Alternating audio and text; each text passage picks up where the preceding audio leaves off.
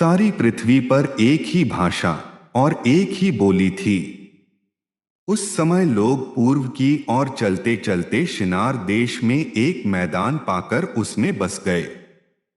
तब वे आपस में कहने लगे कि आओ, हम ईंटें बना बना के भली भांति आग में पकाएं। और उन्होंने पत्थर के स्थान में ईंट से और चूने के स्थान में मिट्टी के गारे से काम लिया। फिर उन्होंने कहा, आओ, हम एक नगर और एक गुम्मट बना लें, जिसकी चोटी आकाश से बातें करे। इस प्रकार से हम अपना नाम करें, ऐसा न हो कि हमको सारी पृथ्वी पर फैलना पड़े। जब लोग नगर और गुम्मट बनाने लगे, तब इन्हें देखने के लिए यहोवा उतर आया। और यहोवा ने कहा, मैं क्या देखता हूँ कि सब एक ही दल के हैं और भाषा भी उन सब की एक ही है। और उन्होंने ऐसा ही काम भी आरंभ किया। और अब जितना वे करने का यत्न करेंगे, उसमें से कुछ उनके लिए अनहोना न होगा।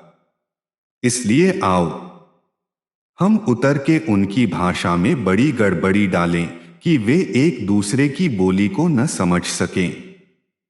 इस प्रकार यहोवा ने उनको वहां से सारी पृथ्वी के ऊपर फैला दिया और उन्होंने उस नगर का बनाना छोड़ दिया। इस कारण उस नगर को नाम बाबुल पड़ा, क्योंकि सारी पृथ्वी की भाषा में जो गड़बड़ी है, सो यहोवा ने वहीं डाली। और वहीं से यहोवा ने मनुष्यों को सारी पृथ्वी के ऊपर फैला दिया। शेम की वंशावली यह है। जल प्रलय के 2 वर्ष पश्चात जब शेम 100 वर्ष का हुआ, तब उसने अर्पक्षद को जन्म दिया। और अर्पक्षद ने जन्म के पश्चात शेम 500 वर्ष जीवित रहा। और उसके और भी बेटे बेटियां उत्पन्न हुई। जब अर्पक्षद 35 वर्ष का हुआ, तब उसने शेलह को जन्म दिया। और शेलह के जन्म के पश्चात अर्पक्षद 403 वर्ष और जीवित रहा। और उसके और भी बेटे बेटियां उत्पन्न हुई। जब शेलह 30 वर्ष का हुआ, तब उसके द्वारा एबेर को जन्म हुआ। और एबेर के जन्म के पश्चात शेलह 403 वर्ष और जीवित रहा। और उसके और भी बेटे बेटियां उत्पन्न हुई। जब एबेर 34 वर्ष का हुआ, तब उसके द्वारा पेलेग का जन्म हुआ। और पेलेग के जन्म के पश्चात एबेर 430 वर्ष और जीवित रहा।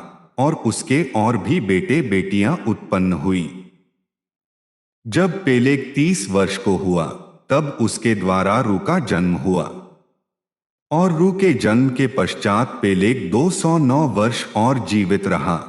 और उसके और भी बेटे बेटियां उत्पन्न हुई। जब रू 32 वर्ष का हुआ, तब उसके द्वारा सरूग का जन्म हुआ। और सरूग के जन्म के पश्चात रू 207 वर्ष और जीवित रहा। और उसके और भी बेटे बेटियां उत्पन्न हुई। जब सरूग 30 वर्ष का हुआ, तब उसके द्वारा नाहोर का जन्म हुआ। और नाहोर के जन्म के पश्चात सरूग 200 वर्ष और जीवित रहा। और उसके और भी बेटे बेटियां उत्पन्न हुई। जब नाहोर 29 वर्ष का हुआ, तब उसके द्वारा तेरह का जन्म हुआ। और तेरह के जन्म के पश्चात नाहोर 119 वर्ष और जीवित रहा। और उसके और भी बेटे बेटियां उत्पन्न हुई। जब तक तेरह 70 वर्ष का हुआ, तब तक उसके द्वारा अब्राम और नाहोर और हारान उत्पन्न हुए। तेरह की यह वंशावली है। तेरह ने अब्राम और नाहोर और हारान को जन्म दिया। और हारान अपने पिता के सामने ही कसदियों के ऊर नाम नगर में, जो उसकी जन्मभूमि थी, मर गया। अब्राम और नाहोर ने स्त्रियां ब्याह लीं। अब्राम की पत्नी का नाम तो सारै और नाहोर की पत्नी का नाम मिल्का था। यह उस हारान की बेटी थी, जो मिल्का और यिस्का दोनों का पिता था। सारै तो बाँझ थी, उसके संतान न हुई। और तेरह अपना पुत्र अब्राम और अपना पोता लूत, जो हारान का पुत्र था, और अपनी बहू सारै, जो उसके पुत्र अब्राम की पत्नी थी, इन सबों को लेकर कसदियों के ऊर नगर से निकल कनान देश जाने को चला। पर हारान नाम देश में पहुंचकर वहीं रहने लगा। जब तेरह 205 वर्ष का हुआ, तब वह हारान देश में मर गया।